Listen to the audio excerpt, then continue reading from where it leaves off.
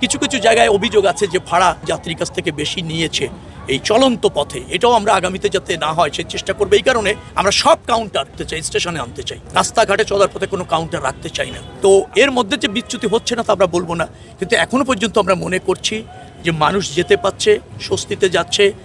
কিছুটা সফিপুর থেকে আপনি যদি বলেন ওই চন্দ্রা পর্যন্ত একটা জাম আছে, প্রচুর ট্রাক চলে আসছে।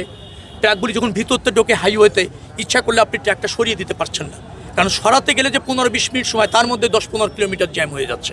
অর্থাৎ তাকে কিন্তু যেতে দিতে হচ্ছে, না গেলে আরেক ধরনের অবস্টাকেল তৈরি হচ্ছে। এভাবে আমরা করছি। আবার ট্রাকগুলিতে প্রচুর যাত্রী, গার্মেন্টসের শ্রমিকরা উঠে গিয়েছে, একটা ট্রাকে 40-50 জন উঠে গিয়েছে। তাকে কিভাবে নামাবেন, কিভাবে পাশে নেবেন, তার জন্য যে সময়, তাতে আরেকটা ডিজাস্টার তৈরি হয়। অর্থাৎ এই যে কোটি মানুষের যাত্রা, 1.5 কোটি মানুষের কাছাকাছি মানুষের যাত্রা, এই অল্প সময়ের মধ্যে এই পরিবহন ব্যবস্থার মধ্যে দিয়ে সত্যিকার অর্থে চ্যালেঞ্জও আছে। হ্যাঁ, কোনো কোনো জায়গায় ব্যত্যয় ঘটছে, বিচ্যুতি আছে, কিন্তু চেষ্টা সার্বক্ষণিকভাবে আছে। আমাদের এই ধরেন রোড কমিউনিকেশন মিনিস্ট্রিতে ছুটি বাতিল, অন্যান্য 3টি মন্ত্রণালয়ের ছুটি বাতিল করে এই বিআরটি এর কর্মকর্তারা, হাইওয়ে পুলিশ, অনেক ম্যাজিস্ট্রেট এবার যুক্ত করেছে। আগে 9 জন ম্যাজিস্ট্রেট ছিল, এবার আরও 15 জন যুক্ত করেছি। মোবাইল কোর্ট, আমাদের ভলেন্টিয়ার যারা আছেন, মালিক সমিতির কর্মকর্তারা আছেন, তারা কিন্তু চেষ্টা করছি। বড় বিপর্যয় হয়নি, ভালো হচ্ছে, স্বস্তিতে যাচ্ছে।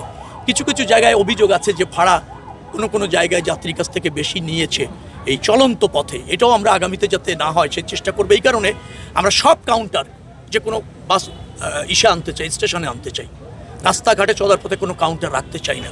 আবার যে কোনো জায়গার থেকে উঠে যাওয়ার একটা প্রবণতা আমাদের যাত্রীদের মধ্যে আছে।